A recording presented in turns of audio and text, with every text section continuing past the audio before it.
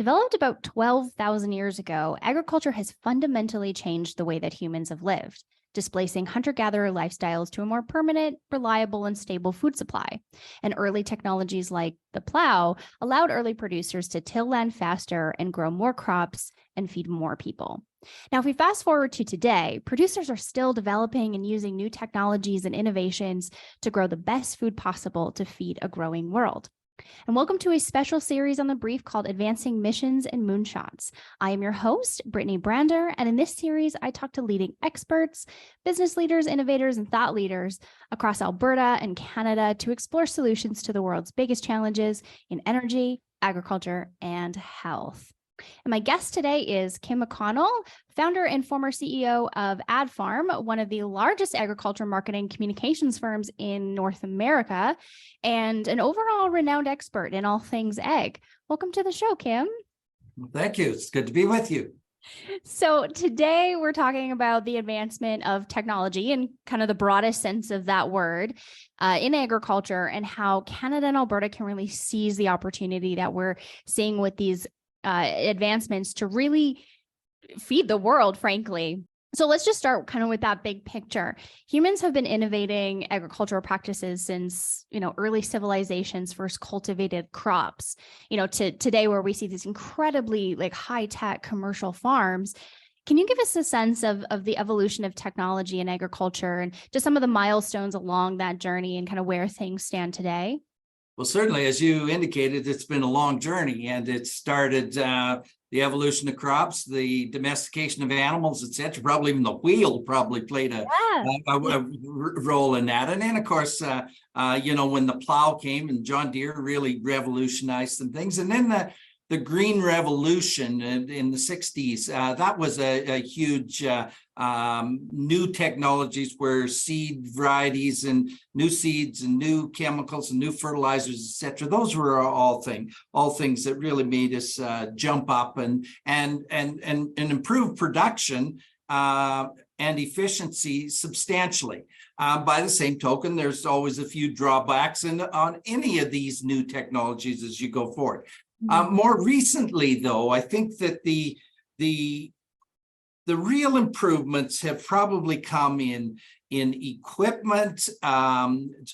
Recently, equipment, if you start looking at what we're doing with robotics, to be able to milk cows and to be able to feed things and be able to pick vegetables and do stuff like that, that would be big. If you look at the equipment technologies, the auto steer and the GPS and the precision farming, so that we are now farming per square foot rather than per acre or even per field sort of things. If you look at where we're going with many of these new things, they're new and exciting technologies that will improve production, that improve sustainability, that improve all of those things. So it's as exciting as hell as in a lot of ways, is that we're an industry of today, but we're certainly an industry of the future in that regard.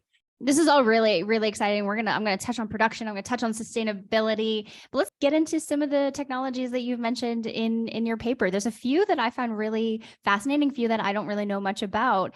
So let's start with precision ag. How does that technology work, and where are you seeing this being used in Alberta and Canada?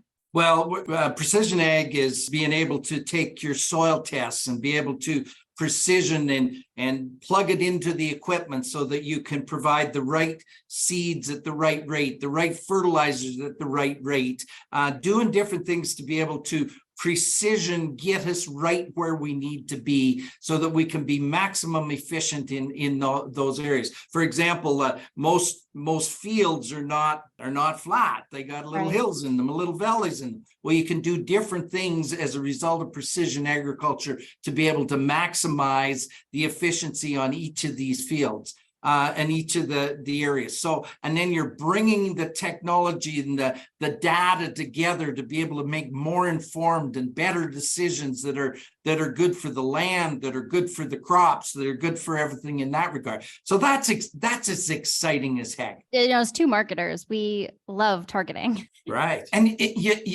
just on the equipment itself, Brittany, it's a little surprising. I think the biggest consumer show, or one of the biggest consumer shows in the world is, or in the US for sure, is the Consumer Electronics Show, you know, where Apple and Google and the whole world. Well, for the last couple of years, the booth that has captured the attention of everybody has been the John Deere booth, where they brought in a new combine or they brought in a sprayer and that, and they show all the technologies, and people go, wow, I didn't know that. This is not your grandparents' farm anymore. This is high-tech, high-touch, maximizing the efficiency of the land, the efficiency of the products, the sustainability of the land, all of that coming together. That's what innovation and technology is all about these days. Yeah, I mean, I remember going on a field trip to a local equipment dealer in central Alberta back when, I don't know, I was in middle school or something like that. And it was really exciting. Those tractors and combines didn't have probably the digital technology that they have today, but I just remember it being really exciting. But I can imagine how, all of these, digital, we'll talk about things like blockchain and AI and ML and how that's really changing how we just provide the food the world needs. It's really all those new things are refining and allowing us to go to the next step. Yeah. Now, what are some of those next steps that might be of interest? Well, if you look at the whole field of genomics, the genetics of the seeds in that, and what we can do with that, and where things like CRISPR technology comes in and stuff like that, like all of those things that you see and you hear in the medical community are also being incorporated into the agricultural industry in that. So we're there, in seed technology, drought resistant seeds, seeds that can be adapted, etc., for various conditions that can maybe sequester more carbon than doing some of the other areas. Those are really exciting end of things. If we look at the livestock end of things, in particular here in Alberta, for example, where we have a large feedlot industry in that regard, and you look at where biodigesters can be to be able to take the manure and take the waste in that regard and turn that waste into energy, composting and things like that. Those are all exciting new things, and we could see them on the horizon. They won't be that awful far away where they will be commercialized and utilized in more things in that area. It's an exciting time, Brittany. I want to talk a little bit about fertilizer, actually. Like was a bit of a game-changing technology in, agriculture production. So what are you seeing happening? What is happening kind of in Alberta, Canada, that's really advancing the technology of fertilizer? There's a couple of things that are moving in that regard. If we look at fertilizer products themselves, which is really, what is fertilizer? Fertilizer is food. Fertilizer, if we looked at a crop, no different than the human body, what we're doing is feeding it food, and we want to spoon feed it in such a way that it's going to get the proper nutrients at the proper place at the proper time and proportions for our systems of which we're going. So if we look at products on that, we have new products that are controlled release. So instead of the nitrogen being available all at once, it just slowly releases, and the plant can be able to take it up as it needs it and as it grows along. That's good for the plant, that's good for efficiency, that's good for sustainability. If you look at the technology of how we're applying it, through precision ag, through the refinement of the equipment, we can put it exactly where the root system can be able to grow it up and be able to make it as most efficient in that regard. And in it, we're using sensors, a number of level of sensors, whether they be satellites, whether it be sensors in the ground. There's an enormous amount of sensors that are going to be utilized in the time, so that we can make sure that we're maximizing the right amounts of fertilizer with the right moisture contents, et cetera, et cetera. We're doing all of that stuff is kind of coming together to make maximum utilization of this food source that we're giving. Let's remember, fertilizer is expensive. Farmers want to be able to get the maximum they can out of that fertilizer. They also want to minimize the amount of emissions, because if that's waste that's going into the air, they want the crop to be able to pick that up. So all of those things are coming in, and it all starts with a soil test to make sure that we got the right amount in the right place at the right time and the right product. I want to talk a little bit about irrigation. I think it's southern Alberta. It's very irrigated land, and the advent of irrigation allowed southern Alberta to really flourish as egg production kind of hub in Alberta. So, talk to me a little bit about the value of irrigation and water management and some of the I'll say technologies that are helping make that system that much better. Well, Alberta's irrigation is somewhat unique compared to much of irrigation in the world, okay? Because our irrigation, our source of water comes from the mountains. It comes from, it's through the streams. The majority of irrigation in other parts of the country other parts of the world comes from aquifers. So we have a renewable supply in many ways in where the water comes from.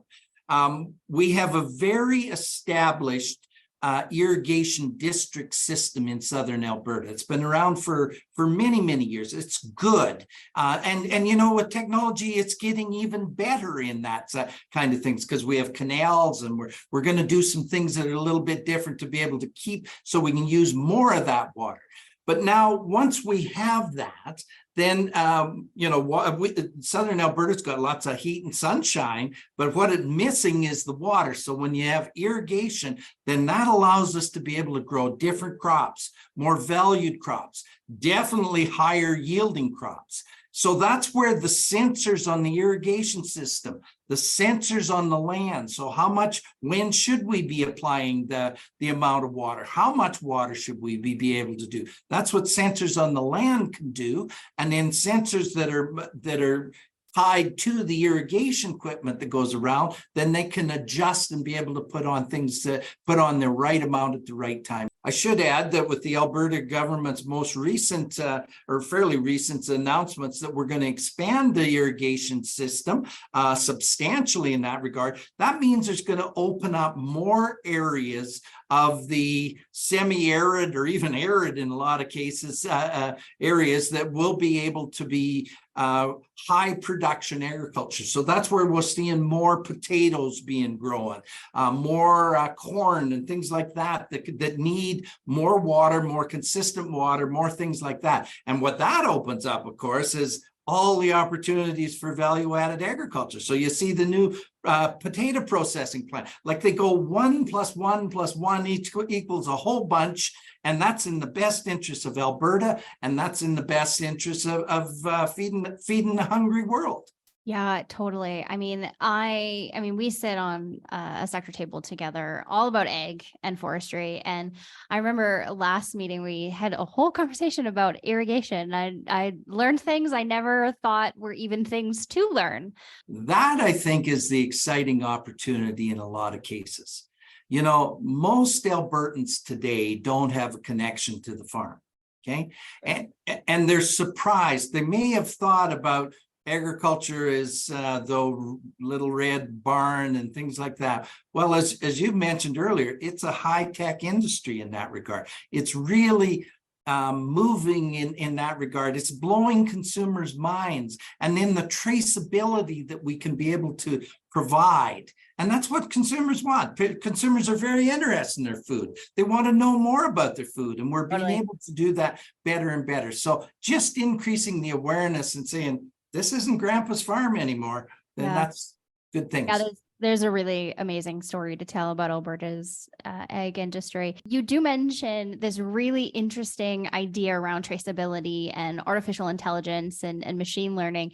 This has really piqued my interest, using blockchain technology to track your products from farm to table. And I find blockchain to be wildly fascinating and still quite complex, but I do think it's a word that is kind of permeated into the majority of our the vocabulary of the majority of people. So can you talk to me a little bit about how blockchain technology and artificial intelligence and machine learning is really impacting and helping us refine our agricultural practices? Well, we're in early stages of all of this. If we look at traceability, one of the best areas of traceability, I think, would be in our beef industry. And to quite honest, Canada and Alberta leading the way in that regard was one of the first in that. When we had the mad cow, the BSE situation in the early 2000s, then we can track where every animal is because of the technology, RFID tags in the ears, etc. But we're also tracking that through feedlots and into the processing plant, and pretty soon we're doing more and more of that. So it'll be all the way through. You take your cell phone in a lot of cases, some things, especially in the fish industry and stuff like that, and you can say, where was this fish growing, etc. like that. It's a little harder to do that with a hamburger because they mix and match as they're going through. So AI and machine learning and all of those things will enhance this. And then blockchain technology is a way to protect it, to be able to source it in that regard. So those are things that we're moving. We're still in the early stages of this, but going forward, I think we're going to see a lot more of that as the tools get better, as we get able to utilize the tools, as the tools become a little cheaper in a lot of ways too. All of those things are going to probably help and enhance that. So if we could just put some policy and investment behind even just some of these technologies, what would that benefit Albertans and Canadians? Some of the policy things that we need is, first off, we need to be able to have access to the latest technologies so that we can use them. We need that so that we can grow more, we can grow more efficiently, we can grow more sustainably. Technology regulation is really, really important. Mm-hmm. And we need that also to be competitive with our global competitors because we're such a big export nation.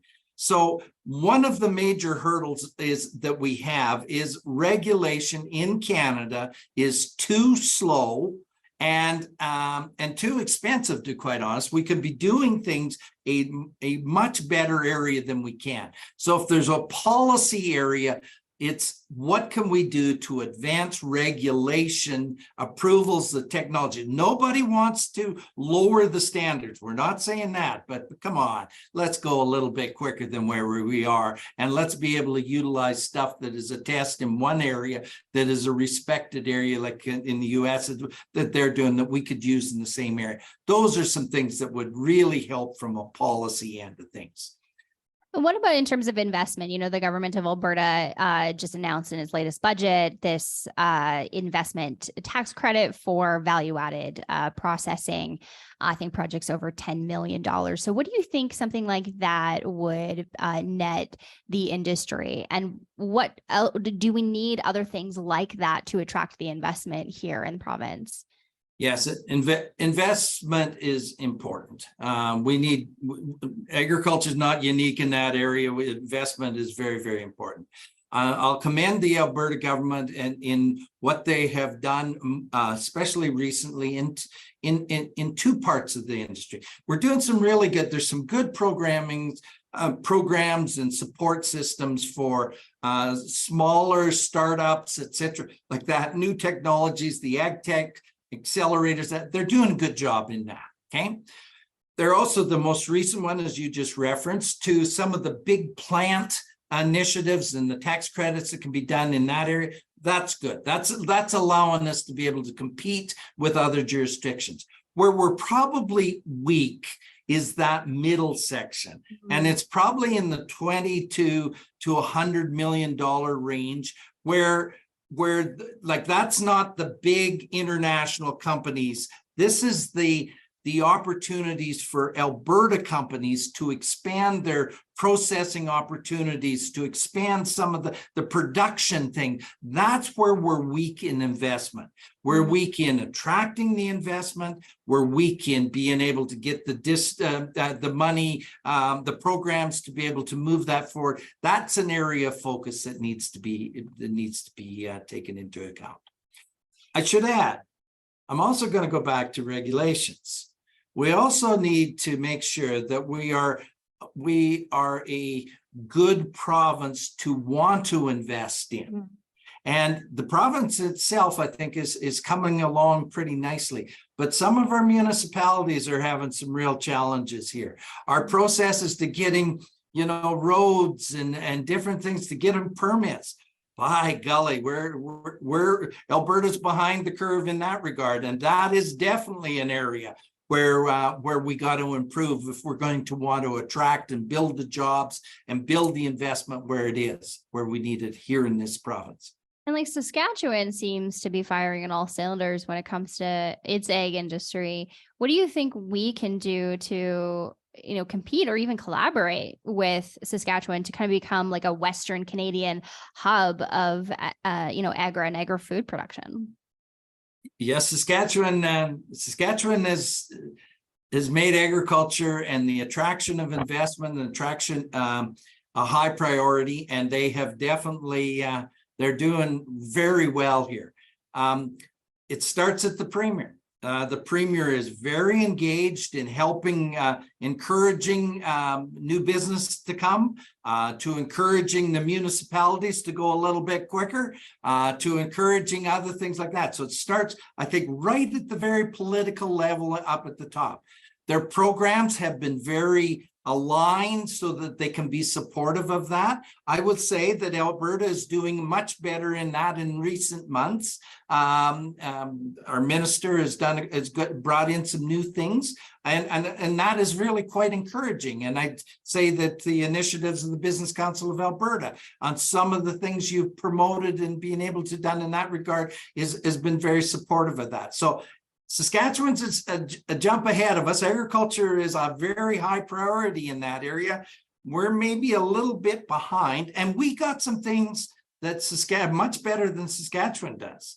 We have our logistics here, our airports, our irrigation system. All of these things are much better than, say, Saskatchewan has in that regard. So we could fine tune and go a little bit better than we are right now. Totally. So as we finish up, if there's only one thing that you could move forward, an idea, an investment, a program, a moonshot, to really boost Alberta's agricultural industry, I would say agriculture and kind of agri-food, what would that be? I'm going to say it's two. The first, sure, you could have two. I think they go hand in hand, is that recognize that we got something that is world-class here and really can grow. I think the biggest opportunity is in the whole value-added processing sector, to be able to take raw ingredients and be able to turn it into at least, to be able to take raw commodities and at least turn them into ingredients for food. To be able to do that, the processing in the energy sector, the processing in the food sector, all of this is a huge opportunity for us. And it's an opportunity where our energy sector, our technology sector, our agriculture sector, our food sector, our primary agricultural sector can all work together. And when we do that, then I think it is a moonshot, maybe even a Mars shot, to be able to go in that area. Well, we're talking Mars shots, not moon shots anymore. And I love that. And I think that is a perfect way to close this conversation. Thank you so much, Kim, for joining us for this special series of The Brief. Well, thank you for tuning in to this special episode of The Brief. And you can read Kim's paper in its entirety at definethedecade.com. We will be releasing new episodes in this series periodically, so make sure that you are subscribed to Alberta Better on Apple Podcasts, Spotify, or wherever else you get your podcasts to be the first to access new episodes. Thanks for listening, and we will see you next time.